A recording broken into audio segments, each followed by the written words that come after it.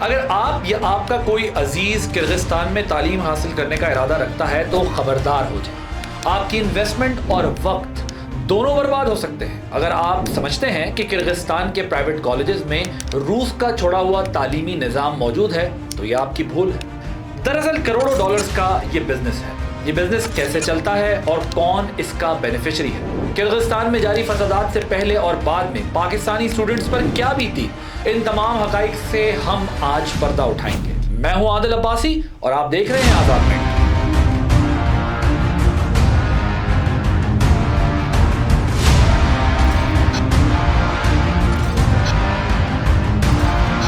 13 مئی کو کرغزستان کے دارالحکومت بشکیک میں مصری اور مقامی اسٹوڈنٹس کے درمیان ایک ہاتھا پائی کا واقعہ پیش آتا ہے۔ اس واقعے کو سوشل میڈیا پر کرغزستان میں مقیم غیر ملکیوں کے خلاف نفرت انگیز پیغامات کے ساتھ وائرل کیا جاتا ہے۔ 4 روز بعد 17 مئی کو ایک بڑا عوامی جتھا حملہ آور ہونے پر VIP ہاسٹل کے اندر ایک دم بھگدڑ مچ جاتی ہے، جہاں 800 غیر ملکی اسٹوڈنٹس رہائش پذیر ہیں۔ ان غیر ملکی اسٹوڈنٹس میں اکثریت پاکستانی اور بھارتی ہیں۔ دیکھتے ہی دیکھتے ایسے کئی مزید حملے ہوتے ہیں اور دیگر جگہوں پر بھی ایسے واقعات سامنے آنے لگتے ہیں۔ ساتھ ہی سوشل میڈیا پلیٹ فارم سے پاکستانی اسٹوڈنٹس کے ایڈریسز اور نمبرز شیئر ہونے لگتے ہیں۔ ان حملوں کے نتیجے میں پاکستانی اسٹوڈنٹس زخمی ہو جاتے ہیں اور ہزاروں اپنے کمروں میں کئی دن تک محصور رہتے ہیں۔ وہاں کی حکومت اور متعلقہ پاکستانی حکام اس وقت جاگتے ہیں جب بہت سا نقصان ہو چکا ہوتا ہے۔ اس کے بعد ڈس انفارمیشن پھیلانے کا ایک ایسا سلسلہ شروع ہوتا ہے جو رکتا ہی نہیں۔ البتہ بروقت اقدامات لیے جاتے تو مسئلہ اس حد تک شاید نہ پہنچتا۔ اب سوال ہے 12,000 پاکستانی اسٹوڈنٹس کے مستقبل اور ان کی انویسٹمنٹ کا۔ کیا یہ کوئی منفرد واقعہ تھا یا وہاں رہنے والے پاکستانی اسٹوڈنٹس پہلے بھی اس نفرت انگیز رویے کو برداشت کرتے رہے؟ غلطی کہاں ہوئی ہے؟ پہلے اس کا جائزہ لینا بھی ضروری ہے۔ مقامی پولیس کے کردار کو بھی دیکھنا ہوگا کیونکہ پولیس موب سے پہلے وہاں موجود تھی۔ متاثرہ اسٹوڈنٹس کے مطابق متعلقہ حکام نے ایک ایڈوائزری جاری کی تھی جس میں انہیں کہا گیا تھا کہ وہ اپنے کمروں سے باہر نہ نکلیں۔ اس کے باوجود اینٹی رائٹس فورس کو نہیں بلایا گیا اور نہ ہی کوئی حفاظتی اقدامات کیے گئے، بلکہ اسٹوڈنٹس نے شکایت کی کہ مقامی پولیس نے حملہ آوروں کی سہولت کاری کا کردار ادا کیا ہے۔ اس دعوے کو مزید تقویت مقامی پولیس چیف کے بیان سے ملی جس میں عزم دہرایا گیا کہ غیر ملکیوں پر مزید سختی کی جائے گی۔ ایسا عمل کرغزستان میں پہلی بار نہیں ہوا۔ یونیورسٹی آف ساؤتھ ایشیا نے 2012 میں ایک ورکنگ پیپر جاری کیا جس میں کرغزستان میں موجود پاکستانی اسٹوڈنٹس کے تاثرات ریکارڈ کیے گئے۔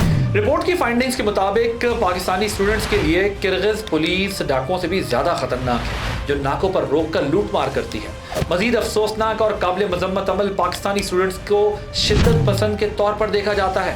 اسی رپورٹ میں پاکستانی اسٹوڈنٹس نے مقامی آبادی کے رویے کی بھی شکایت کی جو انہیں نفرت کی نگاہ سے دیکھتے ہیں۔ تو پھر یہاں سوال پیدا ہوتا ہے کہ پاکستانی اسٹوڈنٹس وہاں جاتے کیوں ہیں؟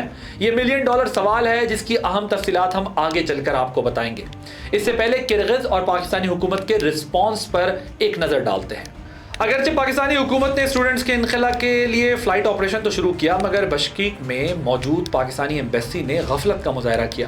عام طور پر یہ شکایت دنیا بھر میں موجود پاکستانی سفارت خانوں کے بارے میں آتی رہتی ہے، لیکن اس معاملے میں پاکستانی ایمبیسی کے کردار کے 2 پہلو ہیں۔ ایک واقعے کے وقت ایمبیسی کا رسپانس اور دوسرا اوور آل پاکستانیوں کے مفاد کا تحفظ۔ واقعے کے فوری بعد متعدد اسٹوڈنٹس نے شکایت کی کہ ایمبیسی نے ریسکیو آپریشن کے لیے پرو ایکٹیو کردار ادا نہیں کیا۔ جب اسٹوڈنٹس کی جانب سے وزیر اعظم اور آرمی چیف کو اپیل کی گئی تب جا کر ایمبیسی نے رسپونڈ کرنا شروع کیا، مگر پھر بھی ان کا کردار کوئی خاص تسلی بخش نہیں تھا۔ دوسرا اور اہم پہلو یہ ہے کہ کرغزستان میں تعلیم کے نام پر جو فراڈ ہو رہا ہے اس کو روکنے میں ایمبیسی نے ابھی تک کچھ نہیں کیا۔ دلچسپ بات ہے کہ پاکستانی ایمبیسی کی سفارش پر پاکستان میڈیکل کمیشن نے 2019 میں تمام کرغز یونیورسٹیوں کو معیار پر پورا نہ اترنے کی وجہ سے بلیک لسٹ قرار دیا تھا، لیکن حیرانی کی بات ہے کہ 2022 میں یہ فیصلہ واپس لے لیا گیا۔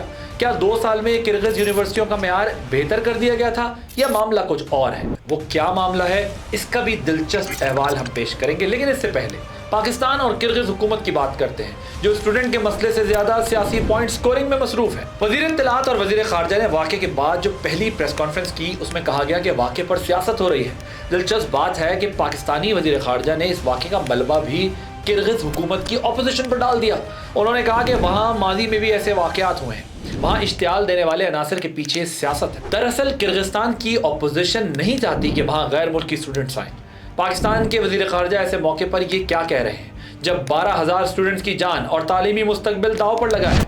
इसाकडार ने माजी में भी ऐसे बयानात का जिक्र किया, मगर हैरानी की बात यह है कि किर्गिस्तान को पाकिस्तानी स्टूडेंट्स के लिए ब्लैकलिस्ट करने के बजाय कहा गया कि पाबंदी इसलिए नहीं लगा रहे कि स्टूडेंट्स वहां जाना चाहते हैं। स्टूडेंट्स वहां क्यों जाना चाहते हैं, ये भी $1 मिलियन क्वेश्चन है। इसकी सबसे बड़ी वजह यह है कि किर्गिस्तान में 50% नंबरों पर बगैर किसी एंट्री टेस्ट के दाखिला मिलता है और मेडिकल की कॉस्ट टोटल 35 से 50 लाख है, जो पाकिस्तान के प्राइवेट मेडिकल कॉलेजेस में 1 करोड़ तक पहुंच जाती है। इस फर्क का फायदा उठाकर एजेंट्स डॉक्टर बनने के ख्वाहिशमंद स्टूडेंट्स को ट्रैप करते हैं।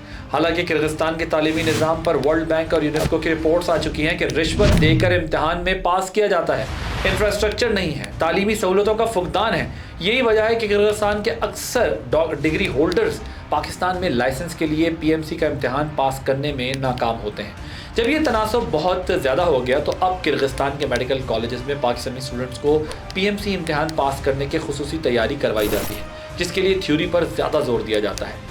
इस वजह से प्रैक्टिकल और क्लिनिकल तजुर्बे के लिए स्टूडेंट्स को वापस आकर हाउस जॉब करनी पड़ती है। इससे भी दिलचस्प हकीकत यह है कि किर्गिस्तान के मेडिकल कॉलेजेस की मालकान की कसीर तादाद इंडियन और पाकिस्तानियों की है, जो एजेंट्स के ज़रिए स्टूडेंट हंट करते हैं। या ये सवाल उठता है कि पाकिस्तान और इंडियन वहाँ जाकर मेडिकल कॉलेजेस क्यों बनाते हैं।